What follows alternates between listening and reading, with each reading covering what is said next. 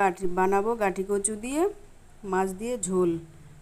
বাটা মশলা দেখো দেখে নাও। ধনে জিরে লঙ্কা ভেজে নেব আমি, এদিকে কচু আর আলুটা কেটে নেব।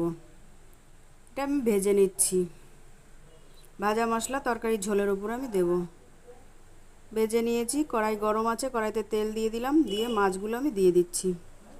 একে একে মাছগুলো আমি সব এইভাবে ভেজে নিচ্ছি। ওই তেলের মধ্যে আমি সামান্য জিরে দিয়ে দেবো। মশলাটা ভেজে নিয়েছি, ওদিকে বেটে নিচ্ছি। জিরে দিয়ে আলু কচুটা আমি একটু ভেজে নেব। এইভাবে ভাজা মশলা দিয়ে কচুর তরকারি রান্না করলে আলু গাঠিটা একটু হালকা ভেজে নেব। দিয়ে দিচ্ছি পরিমাণ মতো হলুদ, স্বাদ মতো লবণ, দিয়ে নেড়েচেড়ে আমি জল দিয়ে দেবো।